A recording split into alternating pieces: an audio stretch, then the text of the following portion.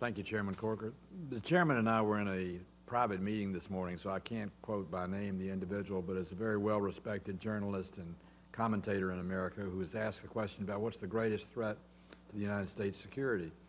Ironically, although acknowledging ISIL and obviously what we all know is going on in the Middle East, directly cited the threat of Putin to disrupt NATO and destroy NATO as the biggest threat to the United States and the world that he saw it in the outlying years.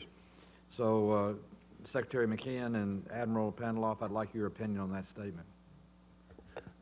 Senator Isakson, I would, in some respects, defer to the IC in its judgment of current threats to the United States security. In terms of the terrorist threat, ISIL is certainly a threat, AQAP, and core al-Qaeda is still a threat to the United States, as are other branches of al-Qaeda and ISIL.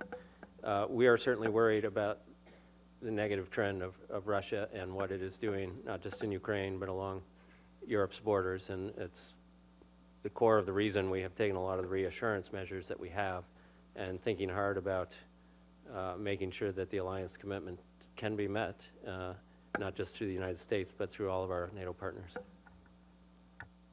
Admiral?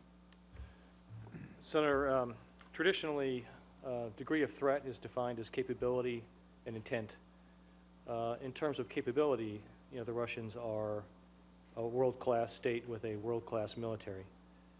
In terms of intent, that makes it even more important that we do the kinds of initiatives we've talked about this morning to try to shape the intent to minimize the risk. Well, thank you for those answers. You know, one good benefit of older age, which I'm enjoying, is you have a long memory of experiences you went through in your life. One of the ones I went through was the Cuban Missile Crisis in the 1960s, and there are some I'm not drawing a total comparison, but it's some comparison to what Khrushchev did in trying to put missiles in Cuba and what Kennedy did in response, and the potential of what's going on in the Ukraine, because finally President Kennedy put a blockade around Cuba and called Khrushchev's bluff, and when he did, Khrushchev pulled his missiles out and went home. I don't think we're at that place yet by any stretch of the imagination, but y'all spend a lot of your careers looking into the future and saying what if. And so I think a lot of what Senator Johnson was saying, what if things get worse, we need to be prepared to be able to have the same type of response to match the threat with the force necessary to thwart that threat. Am I right or wrong on that?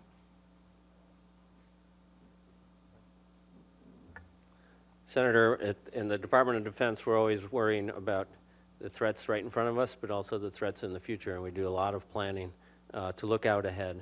And the military modernization of Russia and its activities in Central Europe have no doubt got the mind focused on looking ahead at various permutations of what Russia might do.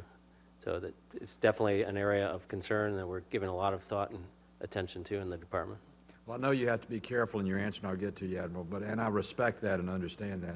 But I think it's a fair enough comparison to underscore the need that I think this committee feels in its entirety for us to look down at possible calculations down the line and be prepared to confront power with power and threat with threat.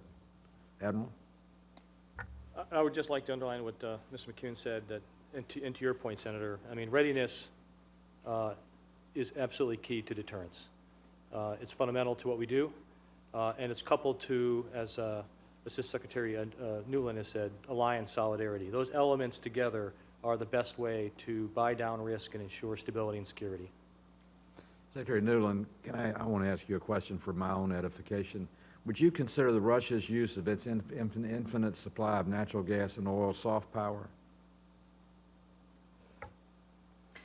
Certainly its use of energy as a weapon, I don't know if I would call it soft, but it's certainly a tool of its influence, and not always. My question, I don't know the answer to this. This is not a loaded question. It's one that's going to show my ignorance probably, but had there been a counterbalance to the supply of petroleum and gas that Russia could supply in that part of the world, could that have thwarted what Russia has done in the Ukraine and Crimea?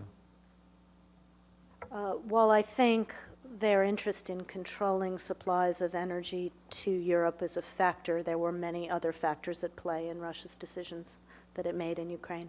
But an alternative supply available to the Ukraine would have made possibly a difference in how far Russia went early on? And I'm not trying to bait you, I'm just trying to understand your, Yeah, I mean, I think if Ukraine had been able to be more energy independent earlier in its period since independence from the Soviet Union, it would have had more resilience and it would have had more ability to resist. And that's one of the reasons why we're putting so much effort now in the bilateral program into energy diversification, energy security for Ukraine, as well as for the rest of Europe. and the reason I ask the question is it's important for us to understand the national defense interest of developing all petroleum resources we can in the United States, so we have control to kind of balance what the Russians are able to do in Russia. Thank you all for your time and your interest.